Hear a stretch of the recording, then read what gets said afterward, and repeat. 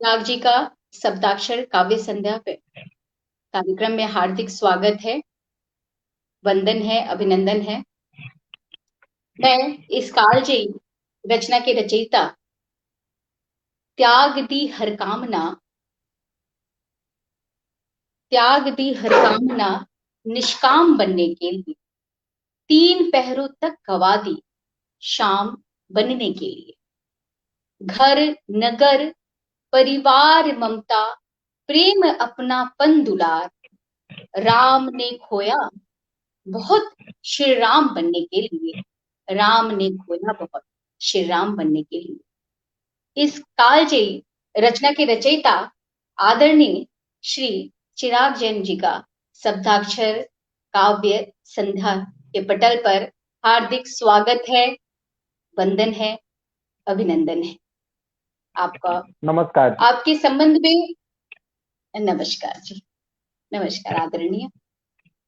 आपके संबंध में मैं अपने समस्त दर्शकों को ये बताना चाहती हूँ कि आपने सिर्फ राष्ट्रीय पटल पर नहीं बल्कि अंतरराष्ट्रीय पटल पर अनेकानेक कार्यक्रम आपने दिए। आप सिर्फ सुविख्यात कवि ही नहीं, इसके साथ साथ आप समसामयिक विषय पर भी अपनी लेखनी चलाते हैं और आपके मंतव्य, आपके विचार का साहित्यिक जगत में बड़ा दाम है, उसे बड़ा महत्व दिया जाता है। आपको इस अल्प आयु में ही अनेक पुरस्कार से आपको नवाजा गया है। आपको आपकी लेखनी के लिए हिंदी विश्व हिंदी काव्य सम्मान 2020 में दिया गया, हिंदी गर्व सम्मान 2018 में दिया गया, भाषा दूत सम्मान से आपको दिल्ली में नवाजा गया, शब्द साधक सम्मान 2016 में आपको दिया गया, लेखक सम्मान 2014 में, हिंदी सेवा सम्मान 2014 में, छुपा रुस्तम सम्मान 2013 में। ये तो कुछ प्रमुख रचना पुरस्कार हैं जिसे आपको सम्मानित किया गया। ऐसे अंतहीन अनेक पुरस्कार जो हैं उसका उत्तरण हम यहाँ नहीं कर पा रहे हैं। आप धन्य सुविख्यात कवि कलमकार, आपका हार्दिक स्वागत है। इसके साथ ही साथ मैं अपनी दर्शकों को, श्रोताओं को आपके संबंध में यह भी बताना चाहती हूँ कि आपके बहुत नामी ग्रामी प्रकाशनों में के द्वारा आपकी कविताएं, आपकी पुस्तकें प्रकाशित की गई हैं। कोई यूं ही नहीं चूमता, ओस जागो फिर एक बार, पहले दस्तक दूसरी दस्तक, छूकर निकली है बेचैन। ये विख्यात प्रकाशनों के द्वारा आपकी पुस्तकें प्रकाशित हुई हैं। ये भी बहुत ही गौरव की बात है। और जैसा कि मैंने पहले बताया कि सिर्फ देश के अलग अलग हिस्सों में ही आपने मंचों की शोभा नहीं बढ़ाई, बल्कि अंतरराष्ट्रीय जगत में भी आपने मंचों को सुशोभित किया है और देश का नाम परचम विदेश तक पहुंचाया। हमारा देश धन्य है आपके जैसे प्रतिभाशाली व्यक्तित्व को पाकर। आपने अनेकानेक कार्यक्रम किए हैं अमेरिका में, बेल्जियम में, नीदरलैंड में, Hong Kong, Thailand, Oman, Macau, Nepal आदि अनेकानेक अंतरराष्ट्रीय पटलों पर आपने भारत का गौरव बढ़ाया है। और इतना ही नहीं, आप सर्वदा आपको टीवी पर भी देखा जाता है और टीवी पे अनेकानेक बार आप तो आए ही हैं, उसके साथ साथ आपने संसद में भी शिरकत की है, राज्यसभाओं में आपने शोभा बढ़ाई, विविध मिनिस्ट्री में आपने शिरकत की है। आपके आपने इस अल्प आयु में जितनी ख्याति प्राप्त की है, इसके लिए लोगों के मन में, दर्शकों के मन में अनेकानेक कौतूहल है कि किस तरह से आपने अपने रचना धर्मिता शुरू की। आपको सबसे पहले किसने प्रेरित किया रचना लिखने के लिए? चिराग जी, आप आदरणीय हमारे कुछ प्रश्नों का निवारण करें, कौतूहल का निवारण करें। और हमारे बहुत सारे दर्शक हमारे संस्थापक अध्यक्ष आदरणीय रवि प्रताप सिंह जी आपको स्वागतम लिख रहे हैं। दयाशंकर मिश्र जी, आपका बहुत बहुत स्वागत है कह रहे हैं। इसके साथ साथ राजेंद्र द्विवेदी जी, आपको बहुत बहुत स्वागत अभिनंदन ज्ञापित कर रहे हैं। गौरी शंकर भावुक जी, देश के अलग अलग हिस्सों से लोग जुड़ रहे हैं आपको देखने के लिए, सुनने के लिए। सभी बहुत ही उत्सुक है और बहुत खुशी के साथ आपका मंच पर हार्दिक स्वागत करते हैं। सभी का बहुत बहुत धन्यवाद करता हूँ। शब्दाक्षर को बहुत बधाई देता हूँ कि हर क्षेत्र में साहित्य को लेकर, हिंदी को लेकर, कविता को लेकर अलग अलग प्रयास किए जा रहे हैं। उन सब प्रयासों में हम लोग सबसे नहीं जुड़ पाते हैं। कभी व्यस्तता होती है, कभी संपर्क नहीं हो पाता, कभी कुछ तकनीकी समस्याएं होती। लेकिन शब्दाक्षर के लिए मेरे पास राजेंद्र द्विवेदी जी का फोन आया। उनके आदेश में जो अनुग्रह था उसको नकारना बहुत मुश्किल था।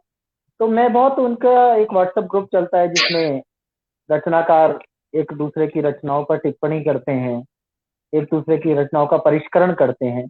मैं उसमें बहुत ज्यादा भाग नहीं ले पाता हूँ, लेकिन उसको देखकर ऐसा लगता है कि ये वो छोटे छोटे बिरवे हैं जिन्हें कल वट वृक्ष बनना बनना है। तो मैं राजेंद्र द्विवेदी जी का इसलिए विशेष आभार व्यक्त करता हूँ कि केवल वो, उनका आदेश था कि मैं आज इस पटल पर हूँ, अन्यथा मैं बहुत ज्यादा लाइव करता नहीं हूँ। मैं संकोच करता हूँ।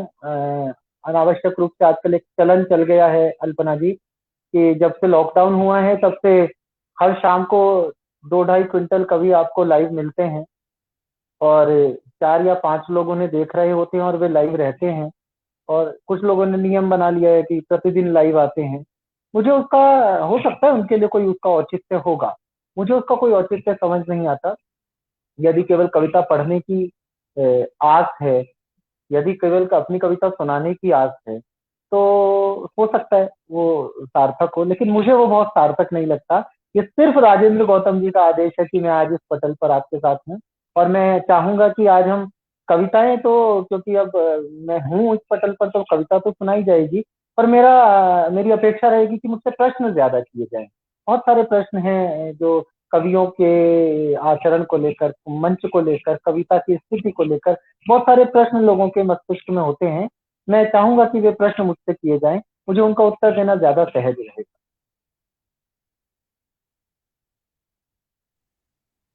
जी बिल्कुल।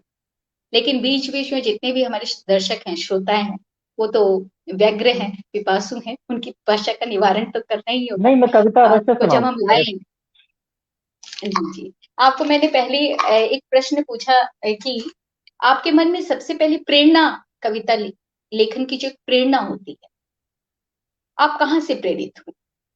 प्रेम और सृजन योजनाबद्ध तरीके से नहीं हो सकता।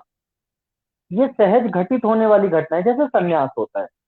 संन्यास सहज घटित होता है। कोई प्रैक्टिस करे कि मैं बाबा बन जाऊंगा, कोई प्रैक्टिस करे मैं संन्यास ले लूंगा, वो वैसे कपड़े पहनकर रहने लगे, वो वैसा भोजन करने की प्रैक्टिस करे, वो सब संन्यास में, सृजन में और प्रेम में संभव नहीं।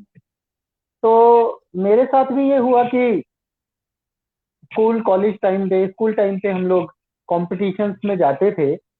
तो मुझे कोई बहुत, मेरे परिवार में कोई बैकग्राउंड नहीं है कविता की, कोई बहुत ज्यादा लिखने पढ़ने वाले व्यापारियों की फैमिली है। तो मैं एक प्रतियोगिता में गया वहाँ। उस समय हमारा उद्देश्य प्रतियोगिता में क्या सुनाना है, इससे ज्यादा प्रतियोगिता में कैसे जीतना है, ये होता था। तो 1999 में कारगिल का युद्ध हुआ था, और जब ध्वंस होता है तो सृजन के अंकुर ज्यादा फूटते हैं।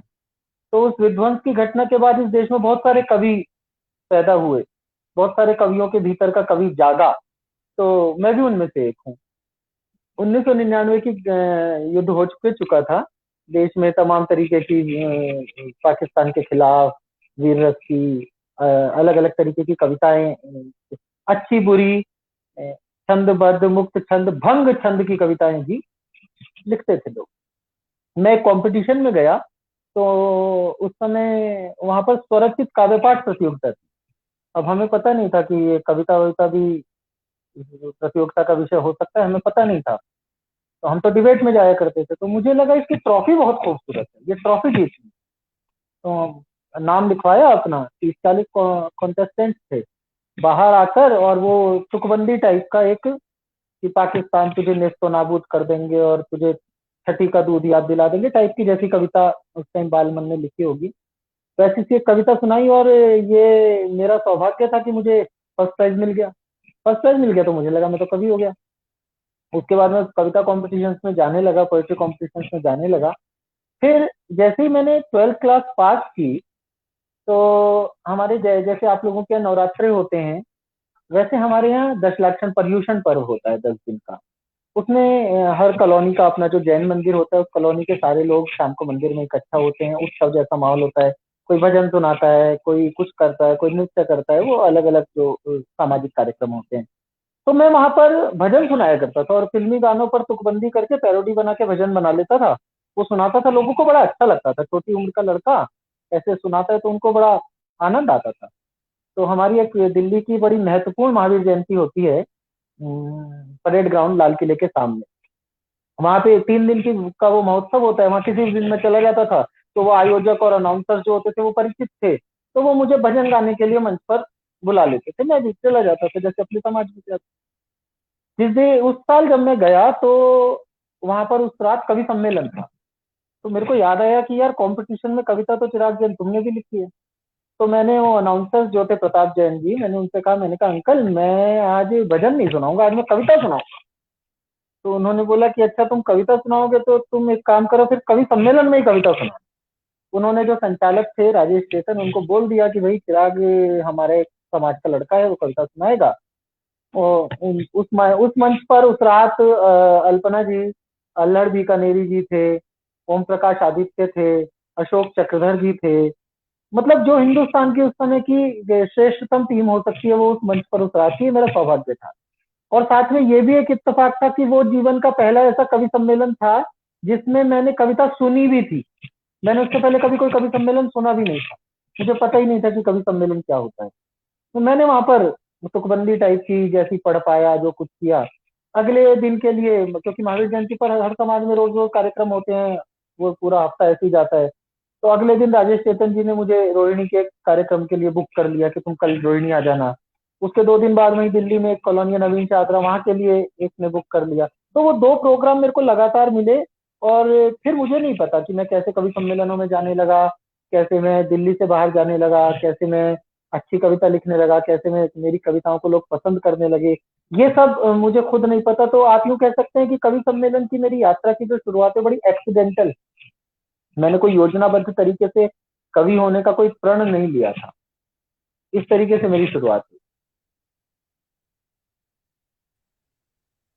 ईश्वरीय गुण था जो कि ईश्वर ने आपको विशेष रूप से इस गुण से नवाजा था, और इसीलिए आप इस साहित्य जगत में आए। और कितने लोग तो बहुत प्रयास करके भी जिस मुकाम तक आप पहुंचे हैं वहां नहीं पहुंच पाते हैं, किंतु प्रयास रहते हैं। मां सरस्वती की अशेष कृपा रही आप पर।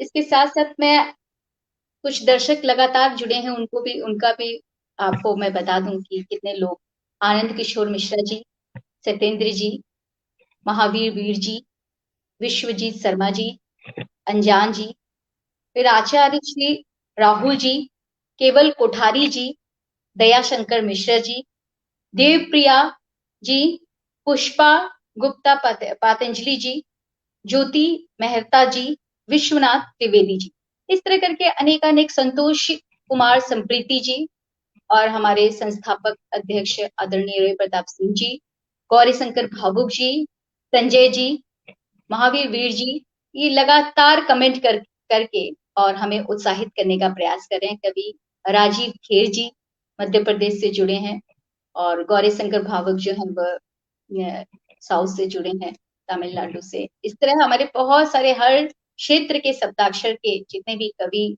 मित्र हैं, सभी अध्यक्ष, सभी जुड़े हैं और हमारा मनोबल प्रबल कर रहे हैं।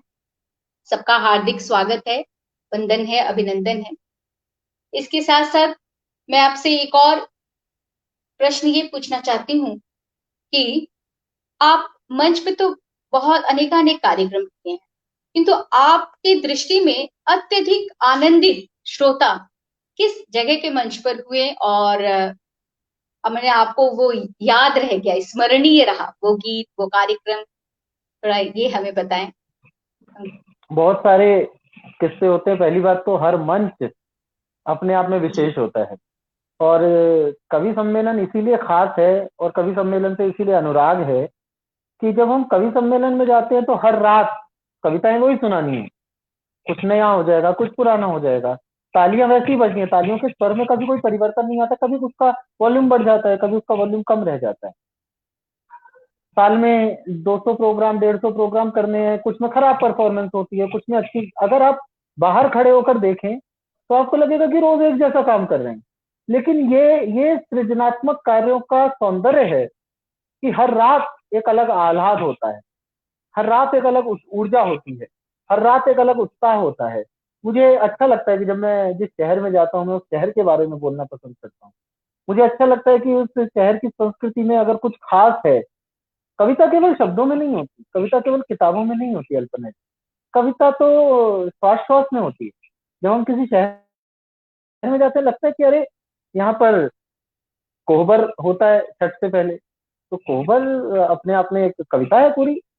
हमको लगता है कि हम अलवर जाते हैं, वहाँ भरतृहरि का मेला होता है, वो मेला अपने आप में एक कविता है पूरी। अब ये जिस शहर में जो कविताएं हैं, ये जो बिखरी हुई कविताएं हैं, इनको मंच पर बोलने में बड़ा आनंद आता है।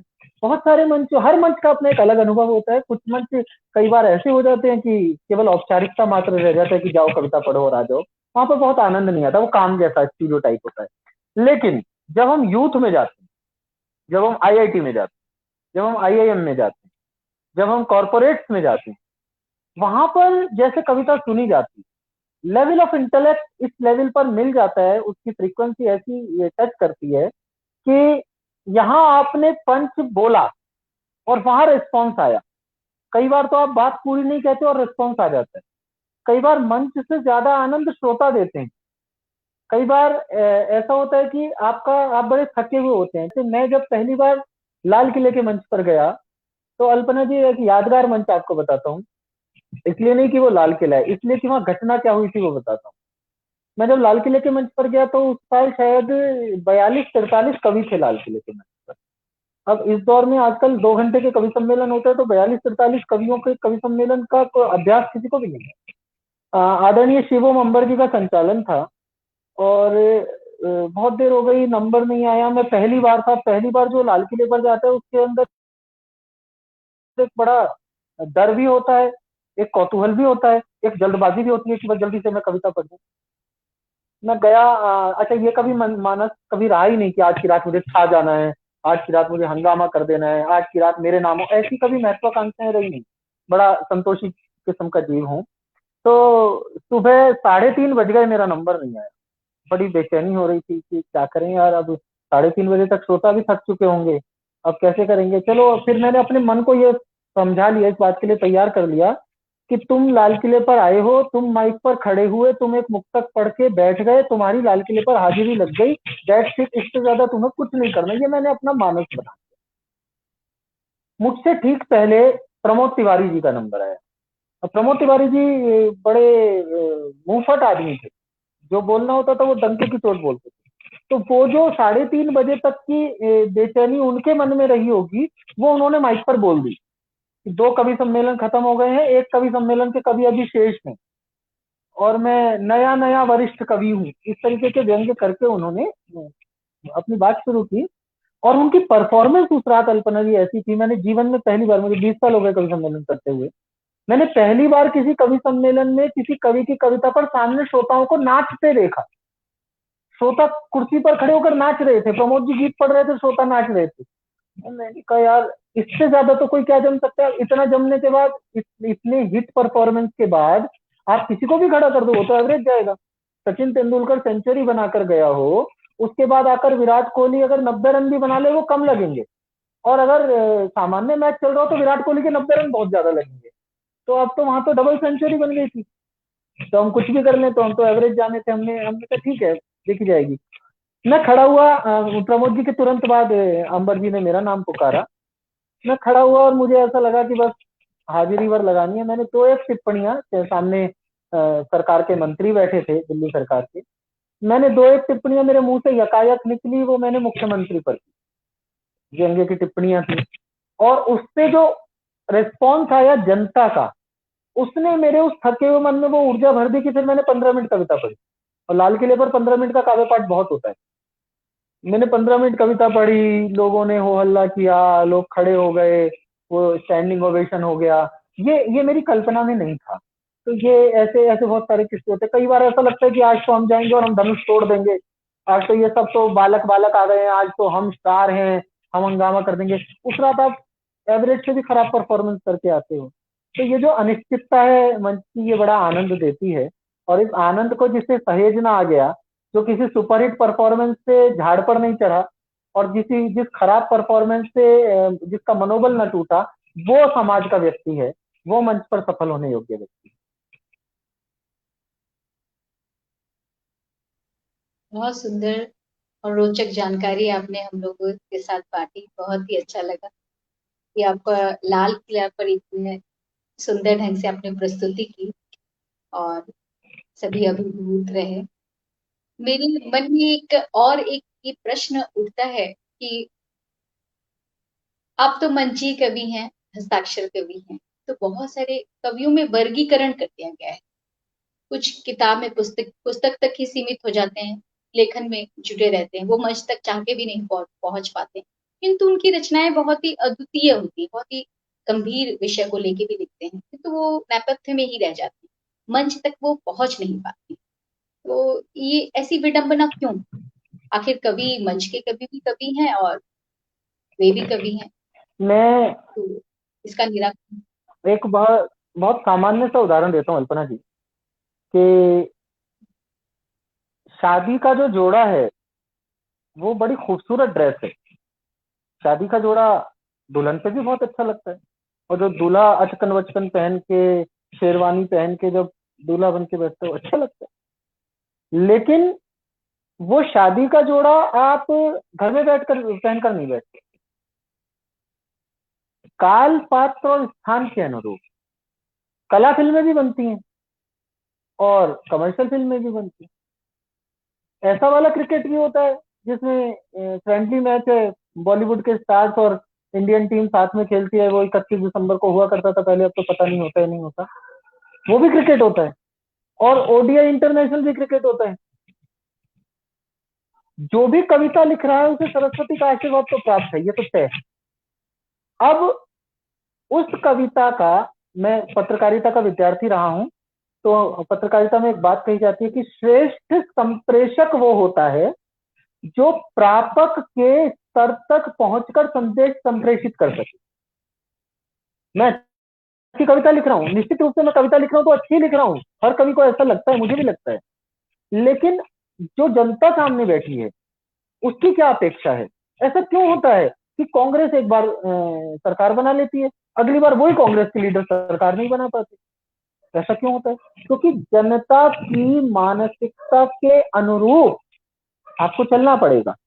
नवाजुद्दीन सिद्दीकी बहुत शानदार एक्टर है, नाना पाटेकर बहुत शानदार एक्टर हैं, लेकिन नाना पाटेकर मोहब्बतें के शाहरुख खान की एक्टिंग नहीं कर सकते। अब आप शाहरुख खान में और नाना पाटेकर में तुलना कैसे कर सकते हैं? क्योंकि शाहरुख खान उस फील्ड के खिलाड़ी हैं, नाना पाटेकर उस फील्ड के खिलाड़ी हैं। एक व्यक्ति है, एक हरिदास है और एक तानसेन है। तानसेन अकबर के दरबार के कवि, तानसेन अकबर के नवरत्नों में है। तानसेन को बादशाह सुनता है। तानसेन को सुनते हुए अकबर ने कहा कि तानसेन तुम इतना सुंदर गाते हो, तो तुमने जिससे सीखा है वो कितना सुंदर गाता होगा? तो तानसेन ने कहा, वो मैं तो उनके आगे कुछ भी नहीं हूँ, वो तो लाजवाब गाते हैं, उनके जैसा तो कोई गा ही नहीं सकता सृष्टि में।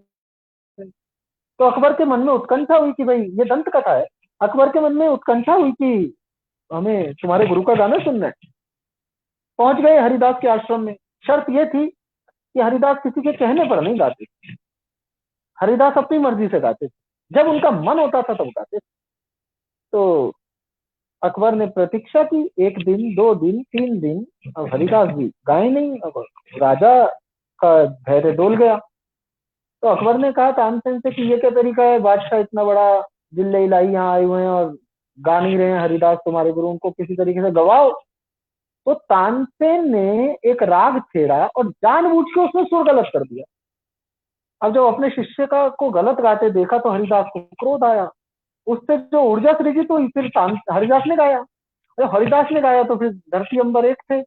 अकबर ने पैर पकड़ लिए, बोले साहब आप इतना बढ़िया गाते हैं, आप तानसेन तो कुछ भी नहीं है आपके आगे जो आप गाते हैं, आप इतना बढ़िया कैसे गाते हैं। आप जो तानसेन हरिदास ने जो जवाब दिया, वो जवाब मंच और स्वांतर सुखाए लिखने वाले कवियों के बीच का जवाब है।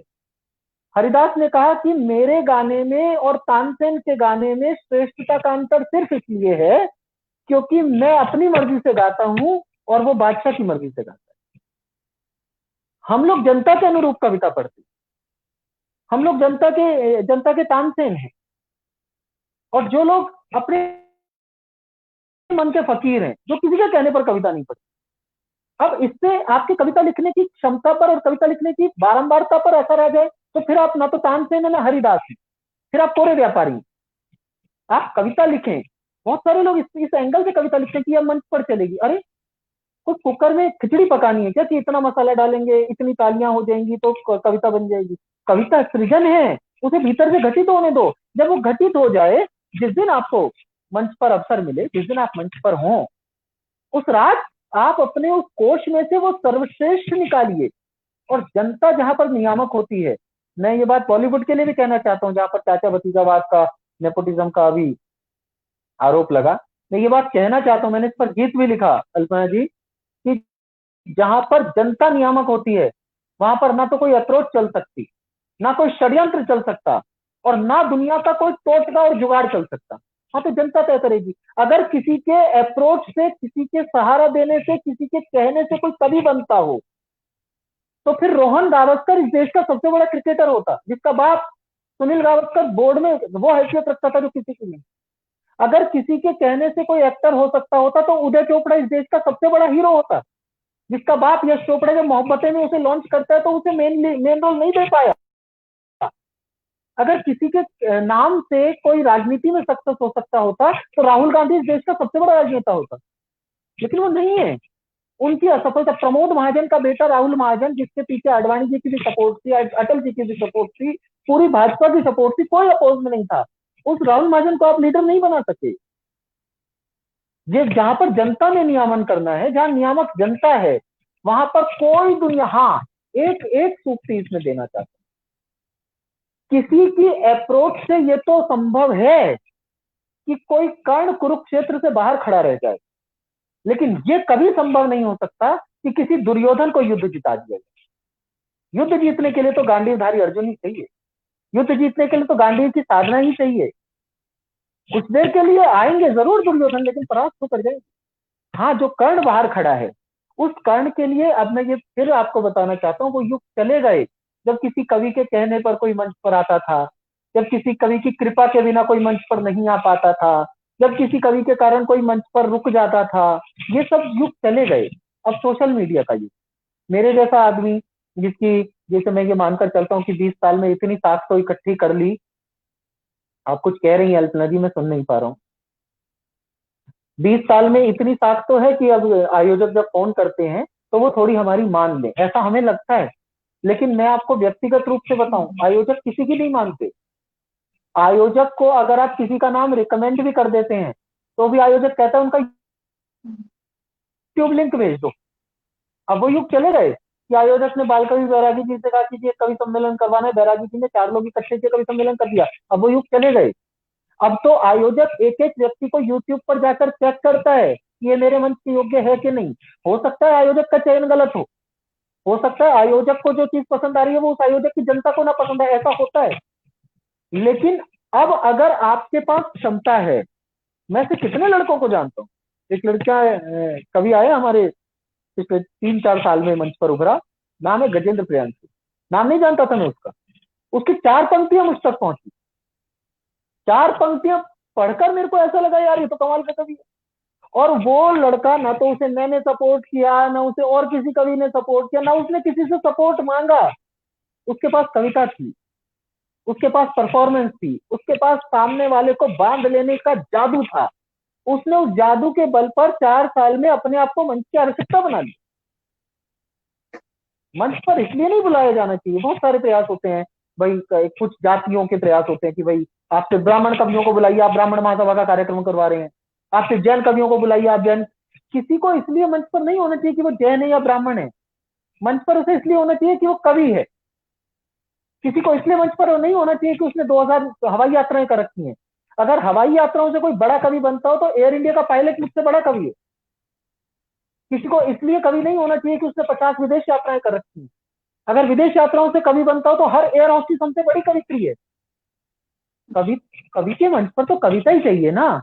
मैं जैन हूं, ये मेरा एक अलग गुण है, लेकिन मैं कवि हूं क्यों नहीं? मंच पर तो कविता चाहिए, वहां पर मुझसे भगवान का अभिषेक थोड़ी करवाना है, वहां कविता सुननी है। तो मंच की सिर्फ एक आवश्यकता, आपके पास अपनी कविता जनता तक संप्रेषित करने का कौशल हो। कविता आपने श्रेष्ठ लिखी है, क्या सुनाना है ये तो सबको पता है, कैसे सुनाना है ये मंच की कला है।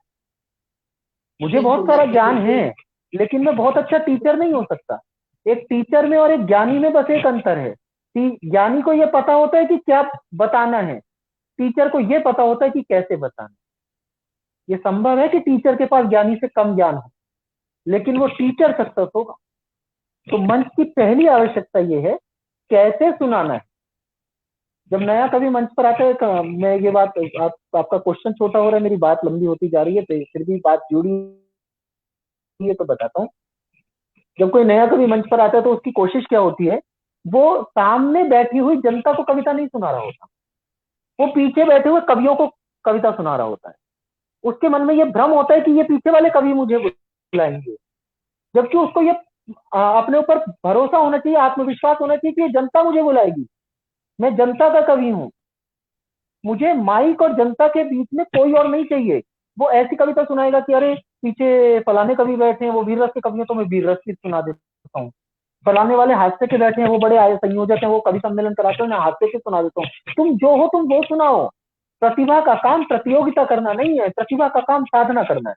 आप अपनी साधना कीजिए, लकीर बड़ी हो जाएगी, औरों की लकीर छोटी करने की कोई आवश्यकता नहीं पड़ेगी। बहुत ही सुंदर। आपने जितने भी कवि जो इस भ्रांति में जी रहे थे, आपने उन्हें बिल्कुल तरीके से स्पष्ट कर दिया कि आपकी कविता की प्रस्तुति इतनी अच्छी होनी चाहिए कि जनता उसको सुनने का आग्रह उनके मन में जागृत। बहुत सारे दर्शक जुड़े हैं, उनका थोड़ा मैं नाम पढ़ देती हूँ।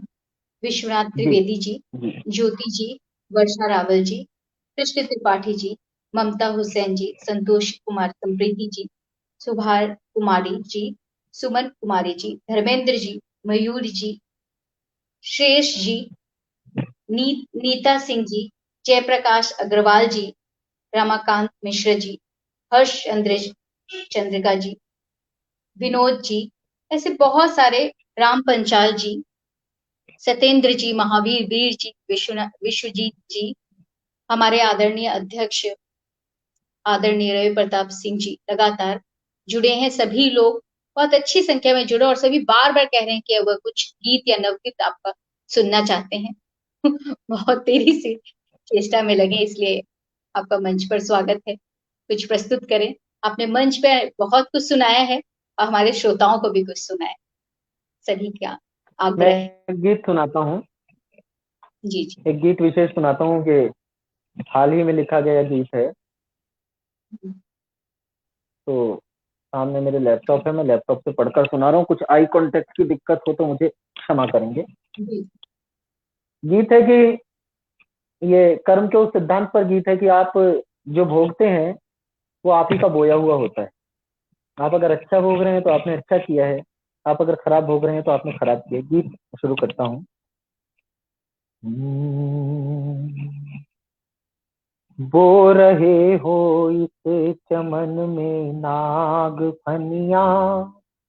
इसको आप राजनीति से भी जोड़ के देख सकते हैं, समाज से भी जोड़कर देख सकते हैं कि बो रहे हो इस चमन में नाग फनिया, जिस्म होंगे देखना घायल तुम्हारे, डूब के कोमल गलीचे मत उखाड़ो, पांव सहलाती मिलेगी कल तुम्हारे, बो रहे हो इस चमन में नाग फनिया। जब तुम्हारी राह के अनुयायियों को नागफनियों की चुभन से ऊब होगी, राह के कांटे चुभेंगे पीढ़ियों को, तब सभी का पथ हमारी डूब होगी। सिर्फ कोमलता तुम्हारा साथ देगी, सिर्फ कोमलता तुम्हारा साथ देगी, क्रूरता उलझाएगी आंचल तुम्हारे। बो रहे हो इस चमन में नाग फनिया, जिस्म होंगे देखना घायल तुम्हारे। आज जो तुम ताल में विष डालते हो, वह तुम्हारे वंश को पीना पड़ेगा। कल तुम्हारे नौनिहालों को विवश हो, आज के इस दंश को जीना पड़ेगा। कल तुम्हारे अंश को ठगते फिरेंगे, कल तुम्हारे अंश को ठगते फिरेंगे। आज के छोड़े हुए ये छल तुम्हारे, बो रहे हो इस चमन में नाग फनिया, जिस्म होंगे देखना घायल तुम्हारे। आज जिसके ताप से तुम जल रहे हो, वह तुम्हारे ही किसी कल की लपट है। आज जो प्रतिशोध बनकर सामने है, वह तुम्हारे पूर्ववर्ती का कपट है।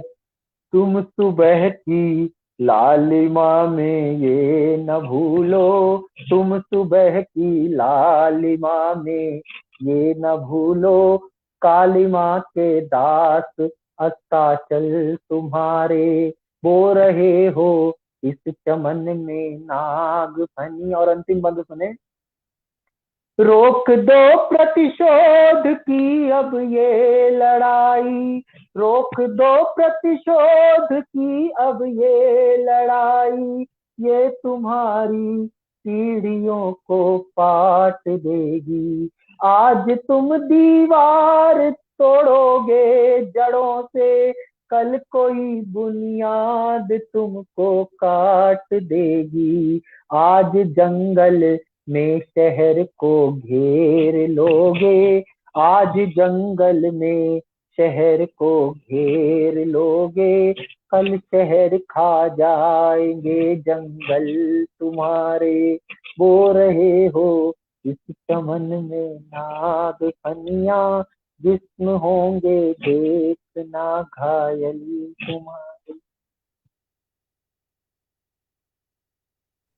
बहुत ही सुंदर, बहुत ही सुंदर। सारे दर्शक जो हैं और श्रोता एकदम अभिभूत हो गए हैं और बहुत ही आनंदित हो रहे हैं।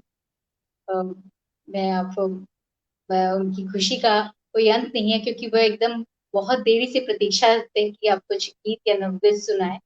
और महावीर वीर जी निरंतर एक प्रश्न पूछ रहे हैं जो मैं आपके समक्ष रखना चाह रही हूँ। मैं महावीर जी बहुत आगे ही देखती थी, किंतु प्रश्न का कार्यक्रम चल रहा था, इसलिए मैं पूछ नहीं सकी, इसलिए मुझे क्षमा कीजिएगा महावीर भाई साहब। तो उनका ये कहना है कि अच्छे, आप एक कुशल संचालक हैं, ये हम सभी जानते हैं। तो उनका ये प्रश्न है कि एक अच्छे संचालक में कौन कौन सी ऐसी विशिष्टता होनी चाहिए, उनका ये आग्रह है बारंबार। देखिए, एक संचालक के लिए बहुत आवश्यक है कि वो स्वयं को शून्य करना जानता हो। संचालन तो वो भी करते हैं जो बाकी सब कवियों के कंधे पर लदकर स्वयं को उस रात स्टार बनाने का प्रयास करते हैं, लेकिन एक ईमानदार संचालक की ये आवश्यकता है, एक ईमानदार कैप्टन की आवश्यकता है कि वो टीम में जब जिस खिलाड़ी की जब सर्वश्रेष्ठ स्थिति हो, उसे वहां उसके उस मनोबल के साथ लाकर खड़ा कर पाए। यदि वो ये चाहेगा कि विराट कोहली के सेंचुरी होनी चाहिए बाकी टीम जीते या हारे, तो फिर वो ईमानदार कैप्टन नहीं है। एक संचालक का ये दायित्व है।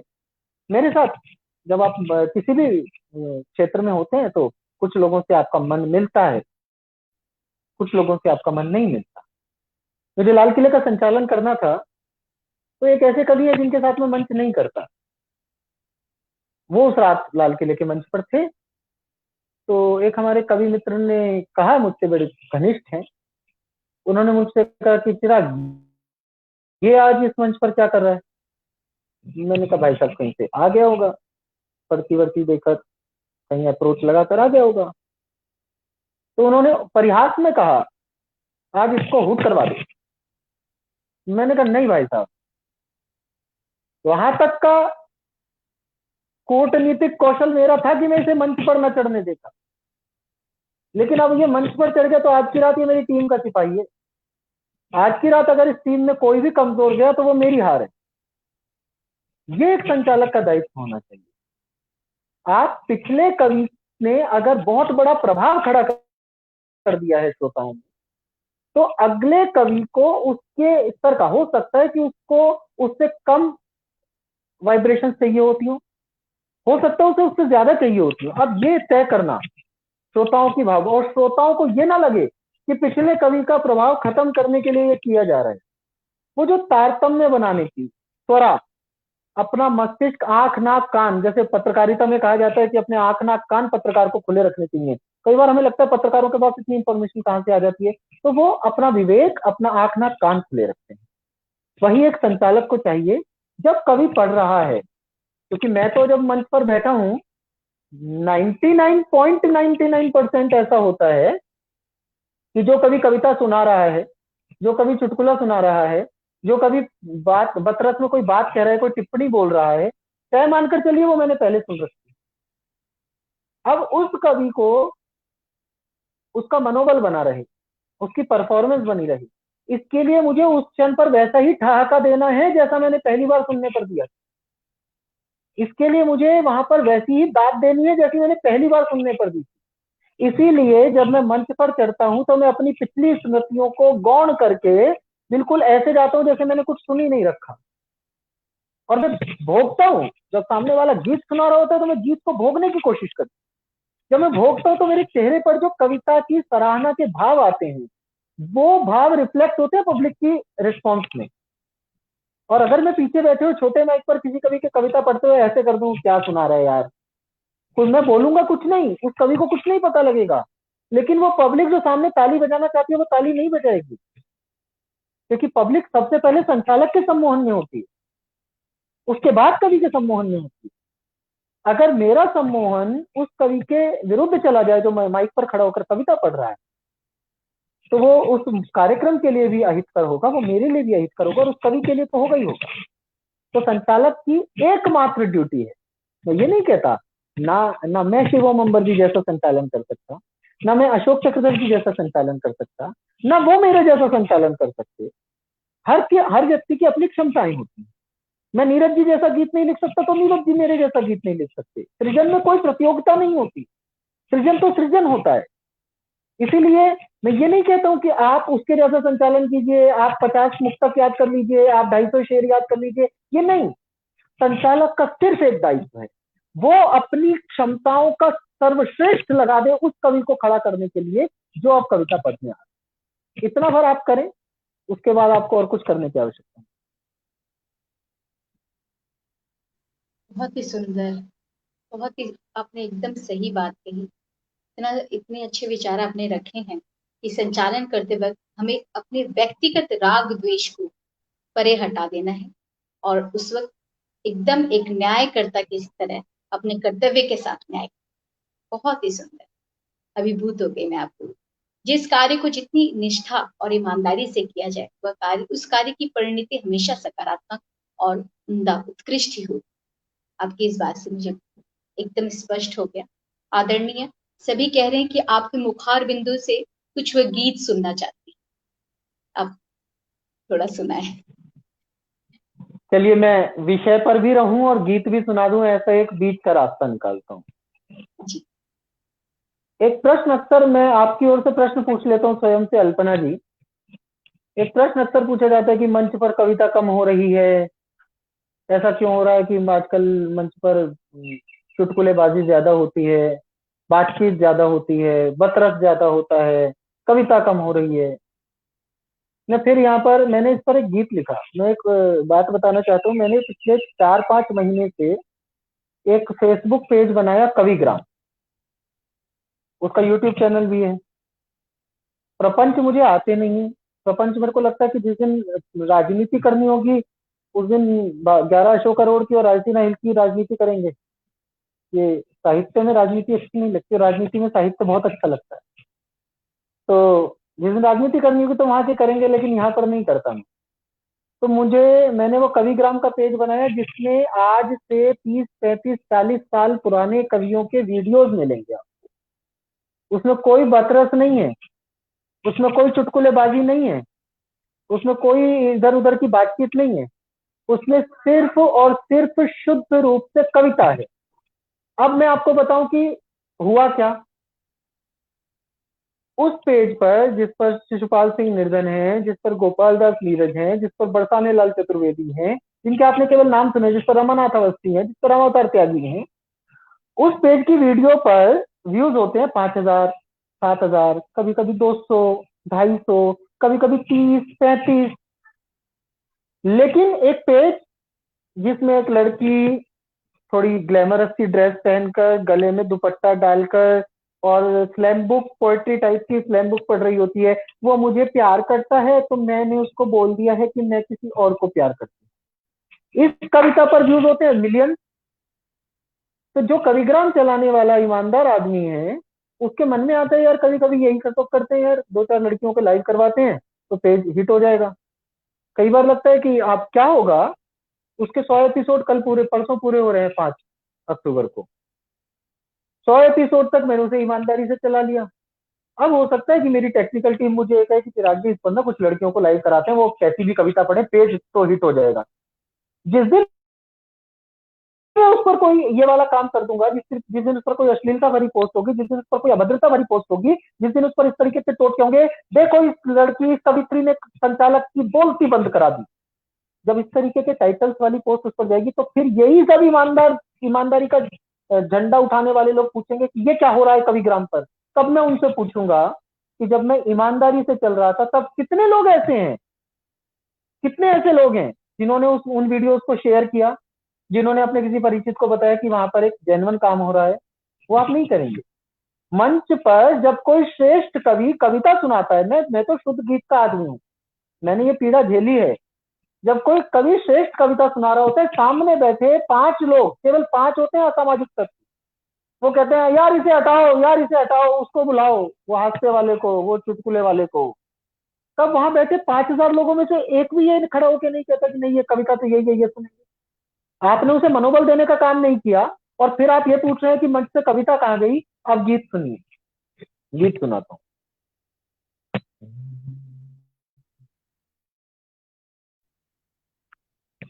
खिचले बोल लुभाते हैं, नारे हिट हो जाते हैं।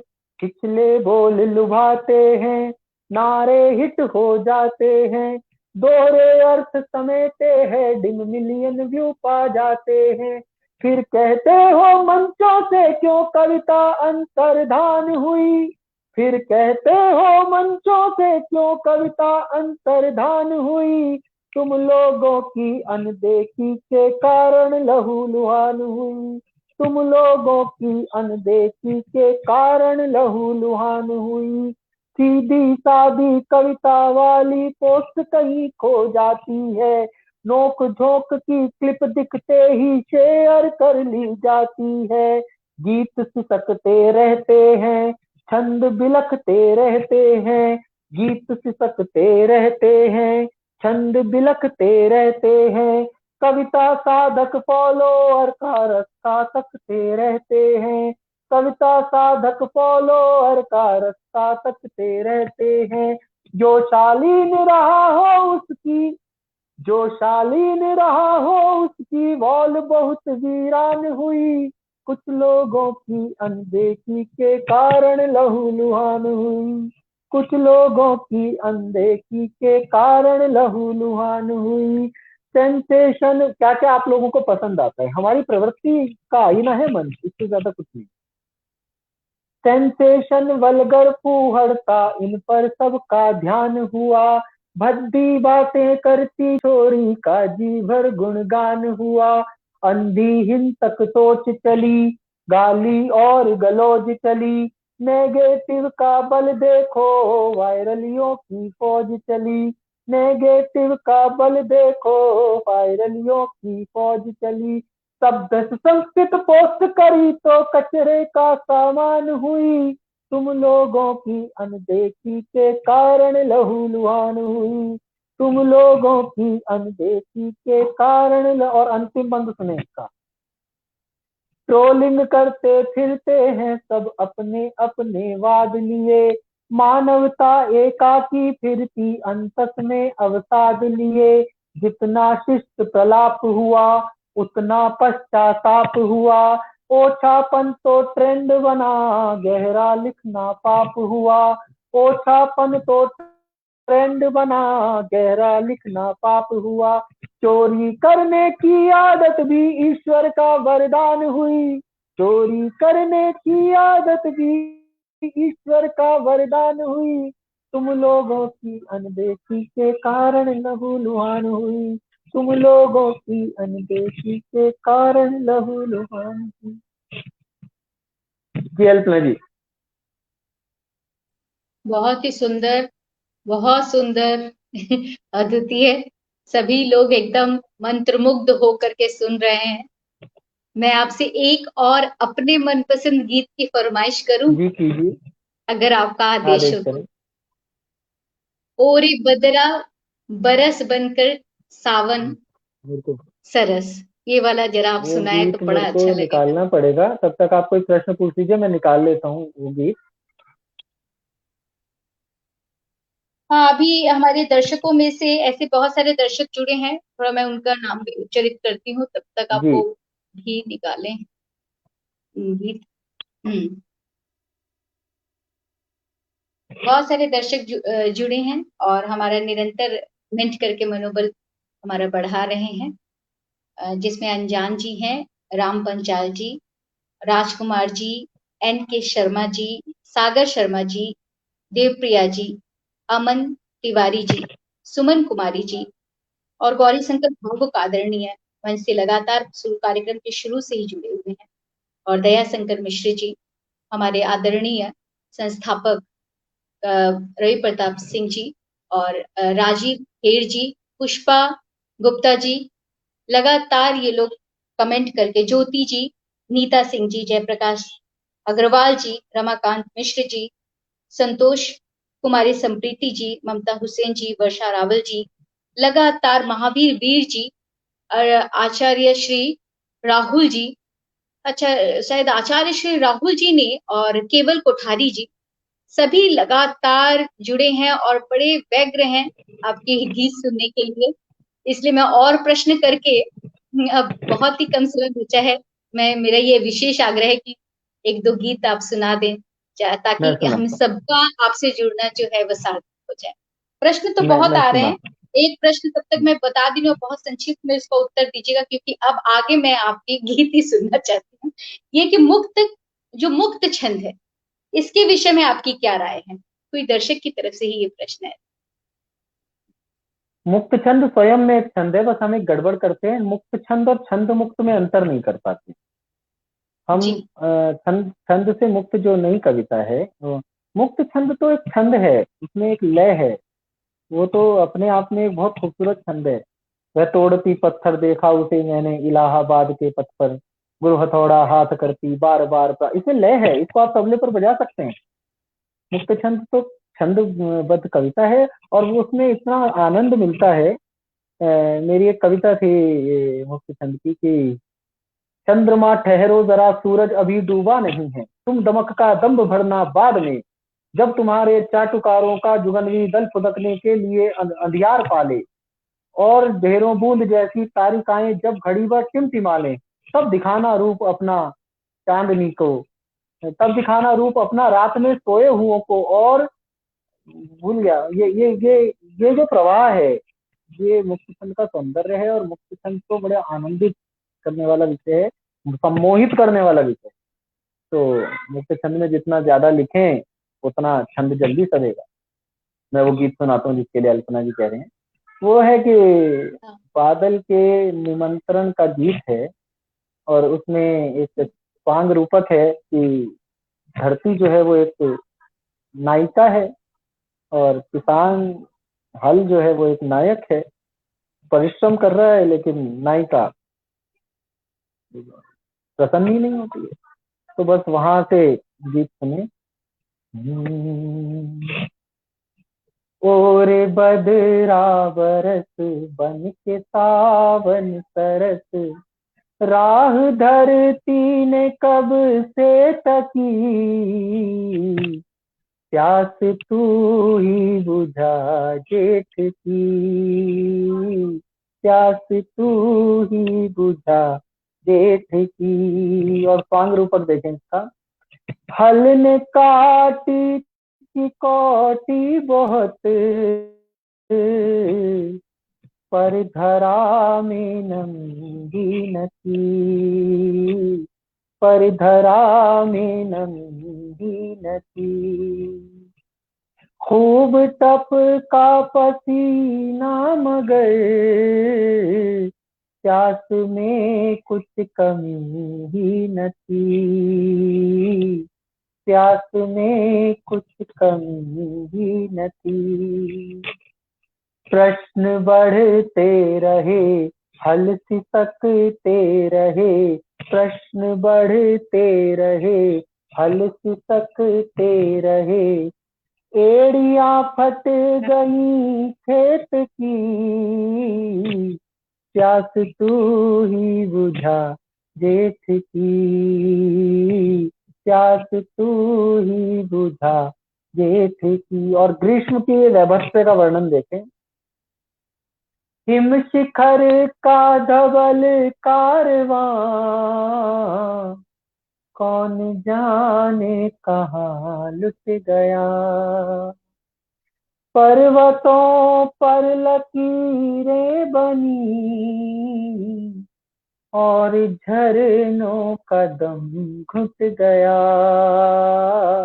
और झरनों का दम घुट गया।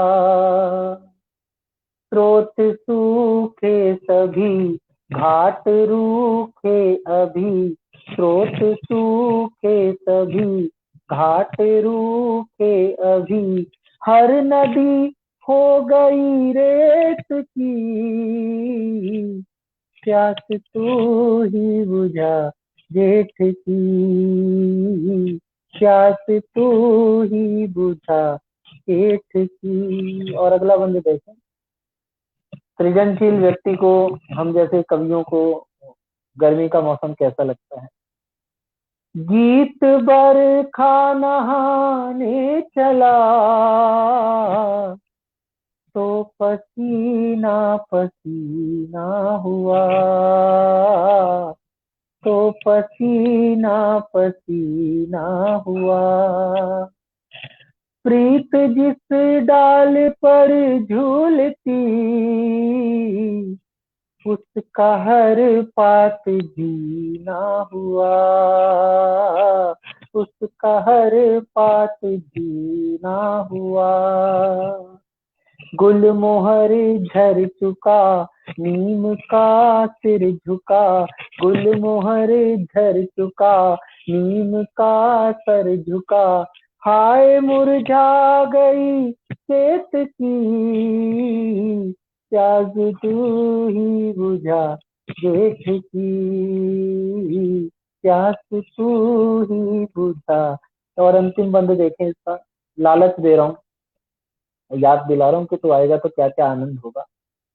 प्यास तू ही बुझा जेठ की, जब तू आया तेरी राह में, घास का एक गलीचा सजा, घास का एक गलीचा सजा। मेंढकों ने धमक छेड़ दी, पत्तियों पर तराना बजा, पत्तियों पर तराना बजा। फूल के संग झरी नीम ने रस भरी, फूल के संग झरी नीम ने रस भरी, एक निमोली तुझे भेंट की, प्यास अब तो बुझा देश की, प्यास फिर से बुझा देश की, प्यास तू ही बुझा देश की। बहुत सुंदर, बहुत ही सुंदर। मैं इसको प्राय इस गीत को सुनती हूँ यूट्यूब पर, बहुत ही सुंदर, बेहतरीन। अभी बहुत सारे दर्शक जुड़े हैं, थोड़ा उनका भी मैं अभिवादन कर दूं, स्वागत कर दूं। और दर्शक हमारे आदरणीय रवि प्रताप सिंह जी कह रहे हैं कि माँ के ऊपर आपकी जो गीत है वो सुप्रसिद्ध है, और जिसको सुनने का आग्रह व्यक्त कर रहे हैं। तो वो वो बहुत माँ लंबा, वाली गीत आपको बहुत सुनानी बहुत होगी। लंबी कविता है मतलब, वो मुक्त छंद की कविता है। तो बहुत लंबी कविता है। जी जी। मैं क्योंकि समय भी हो रहा है तो मैं एक मुक्तक विशेष सुनाता हूँ मंच के कवियों की ओर से। और चूंकि शब्दाक्षर के सभी लोग लिखने पढ़ने वाले लोग हैं, तो एक मंच को लेकर काफी सकारात्मक नकारात्मक बातें होती रहती है। मैं केवल एक बात कहना चाहता हूँ कि जब भी आप रावण के पक्ष में छंद रचेंगे तो आप राम का कद छोटा कर रहे होंगे। आपको ये, आप चाहते तो ये है कि सृष्टि में राम अधिक हो, लेकिन आपका ध्यान पूरा केंद्रित रावण के आचरण पर होता है। आप राम के आचरण की चर्चा करना शुरू करें तो रावण अपने आचरण से स्वतः हतोत्साहित हो जाए। मंच पर जो अच्छा हो रहा है उसको बताने के लिए अपने सोशल मीडिया का प्लेटफॉर्म का यूज करें, तो जो मंच पर बुरा हो रहा है वो अपने आप समाप्त हो जाएगा। उन लोगों को प्रोत्साहन इसीलिए मिलता है कि हम चर्चा में आएंगे भाई, हम नोकझोंक करेंगे चर्चा में आएंगे, हम अश्लील शब्द बोल देंगे चर्चा में आएंगे, हम मंच पर अभद्रता करेंगे चर्चा, क्योंकि आप अच्छे लोगों की तो चर्चा करते ही नहीं है। डॉक्टर कुंवर बेचैन आए, कोई लफाजी नहीं की, सीधे आकर गीत पढ़ा, मुक्तक पढ़े, छंद पढ़े, गजल पढ़ी और आकर बैठ गए। इसकी आपने कभी चर्चा ही नहीं की कि पिछले 50 साल से एक आदमी शुद्ध कविता सुना रहा है, आपने कभी चर्चा करना आवश्यक नहीं समझा। लेकिन एक नया लड़का आया जिसने आते ही कवित्री से संवाद किया, जिसने आते ही कुछ सांप्रदायिक कविता सुना दी, जिसने आते ही कुछ एक वर्ग विशेष को गालियां दे दी, जिसने अश्लीलता सुना दी, उसके लिए आप आलोचना की पोस्ट जरूर लिखें। आप ये आलोचना की पोस्टें लिखना बंद करके जो अच्छा हो रहा है उसको अंडरलाइन करने की पोस्ट लिखना शुरू कर दें। 4 पंक्तियां पढ़ता हूँ, शायद बात पूरी भी हो जाए। कि हम हैं हिंदी कविता की बुनियाद में गढ़ने वाले लोग, हम हैं हिंदी कविता की बुनियाद में गढ़ने वाले लोग, कहीं बहुत जमने वाले और कहीं उखड़ने वाले लोग। कवि सम्मेलन पर मजमेबाजी का तमगा मत टांगो, मंचों पर भी मिल जाते हैं लिखने पढ़ने वाले लोग, मंचों पर भी मिल जाते हैं लिखने पढ़ने वाले लोग। शब्दाक्षर को बहुत शुभकामनाएं देता हूँ। आप लोग ऐसे ही निरंतर लिखते रहें, पढ़ते रहें। और मुझे बशीर साहब का एक शेर याद आता है, जब आप कुछ लिखें तो बस इतना कहना चाहता हूँ हर नए साधक से। बशीर साहब का एक बड़ा खूबसूरत शेर है कि मुझे इश्तिहार सी लग रही है मोहब्बतों की कहानियां, जो कहा नहीं वो सुना करो, जो सुना नहीं वो कहा करो। अगर किसी विचार को आपको लिखने के बाद लगता है कि ये बात पहले कही जा चुकी है, तो प्रयास करें कि उससे बचें। साहित्य का काम या तो नई बात कहना है या बात को नए ढंग से कहना है। अगर माँ बहुत अच्छी होती है, दैट्स इट, सब जानते हैं, 10,000 बार कही जा चुकी है। माँ के चरणों में तीरथ होता है, 10 लाख बार कही जा चुकी है। तुलसी से लेकर वाल्मीकि से लेकर सबने कह दी है बात। आप इसमें नया क्या कह रहे हैं? आप यदि किसी एक विशेष एक समय के एक बहुत बारीक से लम्हे को पकड़कर कविता में बुन पाए, तब हो सकता है उस विचार में कुछ रस तिक्तता आ जाए। वरना कुछ शब्द हैं, मैं ये बात बड़ा ब्लंटली बोलना चाहता हूँ, कुछ शब्द हैं जिनको सुनकर अब संवेदनाएं नहीं होती, रोंगटे खड़े नहीं होते, रोमांच नहीं होता, क्योंकि हमने उन्हें ऐसे घिस दिया। ओम जय जगदीश हरे की तरह सुबह शाम, ओम भूर्भुवः स्वः नमोकार मंत्र की तरह इतनी बार बोल चुके हैं कि जब वो इतने बड़े बड़े और इतनी शोधग्रस्त बीज मंत्र हमारे सामने आते तो हम पर कोई असर नहीं होता, क्योंकि हम उनसे रच पच गए हैं। तो आप लोगों ने कुछ शब्द ऐसे हैं जो कवियों ने जिनकी हत्या कर दी। माँ, हिंदुस्तान, भारत माता, ये कुछ शब्द ऐसे हैं, ये इतने पूजनीय शब्द हैं, इनको जितनी बार बोलो ये उतनी बार दिव्य हैं। लेकिन हम लोगों ने इनको उसी पुराने तरीके से बार बार कहकर, क्योंकि हमें किसी ने बताया, अरे बन्नों के यहाँ जा रहे हो कवि सम्मेलन तो अग्रसेन जी पर कविता जरूर लिखना। तो अब हमने जो अग्रसेन जी पर कविता लिखी वो एक एक पैटर्न की कविताएं हैं। आपको बताया गया अरे जैनियों का कवि सम्मेलन है, महावीर पर कविता जरूर लिखना, तो आपने मिलाए तो कान, वीर कीर खीर शीर शमशीर तस्वीर, ये सब मिला मिलू के आपने चार पंक्तियां पढ़ दी, क्योंकि ये आपकी ड्यूटी, कविता ड्यूटी नहीं है। कविता तो सहज घटित होने वाला एक आनंद का क्षण है, उसे घटित होने, तो बस मंचों पर भी मिल जाते हैं लिखने पढ़ने वाले लोग। उन लिखने पढ़ने वाले लोगों को तलाशिए, हर जगह सकारात्मक लोग हैं। अगर आप नकारात्मकताओं से आकृष्ट हो रहे हैं तो समस्या आप में है। नकारात्मकता तो सृष्टि का एक पक्ष है, वो हमेशा है, हमेशा रहेगा। आप उससे आकृष्ट हो रहे हैं, आप तय कीजिए कि आपको बाली के दल में जाना है या सुग्रीव के पक्ष में खड़ा हो, ये आपको तय करना। बहुत ही सुंदर आपकी वार्ता रही, अपने एकदम सत्य पक्ष को उद्धृत किया है कि जनता ही जब जिस चीज को पसंद करती है मंच पर उसी चीज को प्रस्तुत किया जाता है। अगर दर्शकों के मन में संयत व्यवहार और ज्ञान विशुद्ध मनोरंजन अगर इसका आग्रह होगा तो निश्चित रूप से मंच पे कवि उसी को प्रस्तुत करेंगे। तब इस तरह हास्य परिहास्य या घटिया तरीके की जो चुटकुल्लेबाजी वहां होती है वो तो वह अपने आप ही अनायास ही वहां से लुप्त हो जाएगा, क्योंकि उसकी तब दर्शकों में मांग नहीं। जीवन सिन्हा जी और कविवर राजीव खेर जी, रामकेश यादव जी, जयप्रकाश अग्रवाल जी, सत्येंद्र सिंह जी, महावीर सिंह वीर जी, दयाशंकर मिश्र जी, अर्चना दीवान जी, राजकुमार जी आदरणीय, पुष्पा गुप्ता, प्रांजलि जी, विश्वनाथ त्रिवेदी जी, आदरणीय अनजान जी, आचरणीय श्री राहुल जी, सागर शर्मा जी, केवल कोठारी जी, सुरेश चौधरी जी, राहुल जी, लगातार ये अपने कमेंट करके और अपने उपस्थिति का हमें भान करवा रहे हैं और हमारा उत्साह जो है वह वर्धन कर रहे हैं। और सुरेश जी लिख रहे हैं बहुत सुंदर, कार्यक्रम सबको बहुत पसंद आया। लेकिन सब बार बार कह रहे हैं कि जो माँ वाली कविता है उसकी चंद पंक्तियों को अगर कह देते आप, पढ़ भी देते तो सब अभिभूत हो जाते। नहीं, मैं वो यूट्यूब पर बहुत जगह पढ़ी हुई है अल्पना जी, और उसमें क्या अच्छा है कि अच्छा। वो खंडार्थ में उतना आनंद नहीं देती। मैं उसका एक एक अंश सुना देता हूँ। जी जी। उसमें एक पंक्ति आती है कि, तो उसका स्वरूप यही है, उस कविता की खासियत यही है कि माँ पर सामान्यतः जितनी भी कविताएं लिखी जाती हैं उसमें पुत्र को कपूत घोषित किया जाता है कि बेटा बड़ा नालायक है इसलिए माँ महान है। जबकि मेरा ये मानना है कि वो माँ काहे की महान जिसका बेटा नालायक है।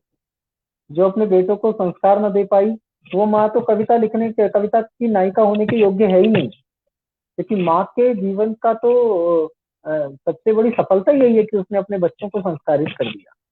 तो यदि वो वहां विफल है तो फिर उसके पार्ट में कमी है। तो जिनके बच्चे नालायक हैं उन पर कविताएं नहीं लिखनी चाहिए, पर माँ पर अक्सर ऐसी कविता लिखी जाती है कि हम बेटे तो इतने नालायक हैं, माँ हमने तुझे इतना दुख दिया और तू महान है। This is not poetry, I think तो मेरी कविता ऐसे है कि उसमें बेटे की कहीं आलोचना नहीं है और माँ का किरदार खड़ा किया गया है उसमें। उसमें एक पंक्ति आती है कि, शुरुआत बता देता हूँ उसकी, कि चूल्हे चौके में व्यस्त और पाठशाला से दूर रही माँ नहीं बता सकती कि 9 बाई 4 की कितनी ईंटें लगेंगी 10 फीट ऊंची दीवार में, लेकिन अच्छी तरह जानती है कि कब कितना प्यार जरूरी है एक हंसते खेलते परिवार में। यह है माँ का किरदार। उसको उसका अपना एक गणित होता है, उसका अपना एक अर्थशास्त्र होता है। उसको पता होता है कि बस पिताजी की तनख्वाह कमानी है तो इन्हीं 2,000 रुपए में सारे डब्बे पूरे महीने भरे रहे। ये उसका अपना अपना अर्थशास्त्र होता है, अपना मैनेजमेंट होता है, अकाउंटेंसी होती है। उसमें एक पंक्ति आती है कि बेशक हमारी पीढ़ियों ने तो वो माएँ देखी हैं जो निरक्षर माएँ रही, कि बेशक माँ को नहीं आता सीधा स्वस्तिक बनाना, बेशक माँ को नहीं आता सीधा सतिया बनाना, पर स्वस्तिक को खूब आता है माँ के हाथ से बनकर शुभ हो जाए। ये माँ का किरदार है। इसका अंत ऐसे करता हूँ मैं कि कि सच कोई भी माँ अनपढ़ नहीं होती, सयानी होती है। सच कोई भी माँ अनपढ़ नहीं होती, सयानी होती है, क्योंकि बहुत सारी डिग्रियां बटोरने के बावजूद बेटियों को उसी से सीखना पड़ता है कि गृहस्थी कैसे चलानी है। तो ये जीवन की वो मूल शिक्षाएं हैं, जिसमें बहुत सारे तर्क हैं, तर्कों पर आधारित कविता है जी। बहुत ही सुंदर। आपने माँ के अलग अलग अनोखे पक्ष को आपने, जो स्वाभाविक है किंतु वहां तक दृष्टि नहीं पहुंच पाई, तो आपकी दृष्टि पहुंची और उन पक्षों को उभार कर समाज के सामने आप लाए। इसीलिए आपकी कविता जो है स्तुत्य और पूजनीय है। आपकी विलक्षण शक्ति, उसको मैं सत सत नमन करती हूँ।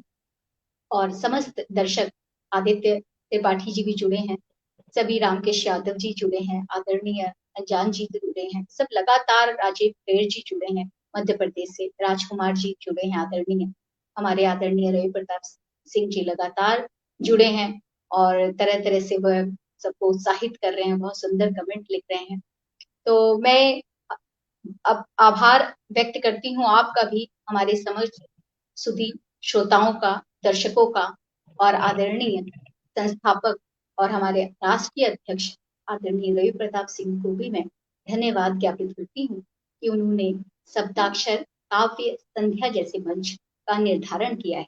और इस पटल की विशेषता यही है कि इसमें हम स्वनाम धन्य जो सुविख्यात कवि हैं उनके साथ साक्षात्कार करते हैं, और उसके साथ साथ इस पटल पर हमारे पूरे अखिल भारत में जो सप्ताक्षर की शाखाएं फैली हुई हैं उनके समस्त कवियों को यहाँ इस पटल पर ला करके हम अपना सामीप्य बना बढ़ाते हैं, और उसके साथ साथ हम काव्य की चर्चा परिचर्चा भी करते हैं। तो सबको धन्यवाद ज्ञापित करते हुए आदरणीय, मैं आपको भी धन्यवाद करती हूँ, ज्ञापित करती हूँ, जो आपने हमें खुद को जानने का ऐसा एक अवसर दिया। आपके दृष्टिकोण को, आपकी भाव भंगिमा को हम जान सके, हमारे हमारे साथ साथ बहुत सारे दर्शक जान सके, और हम अभिभूत हुए आपके व्यक्तित्व के, और आपकी सोच, आपकी दूरदर्शिता, आपकी विलक्षण शक्ति, इन सब को हम जाने। और सच में आप ईश्वर की अद्भुत निधि है, इस बात को कहने में मुझे तनिक भी संशय नहीं। बहुत बहुत धन्यवाद आपका आदरणीय। आप हमारे मंच की शोभा बढ़ाएं। आपके सुंदर और सुखद भविष्य की कामना करते हुए सप्ताक्षर की टीम की तरफ से आपको प्रणाम निवेदित करती हूँ। कवि श्रेष्ठ, धन्यवाद, बहुत आभार आपका। धन्यवाद।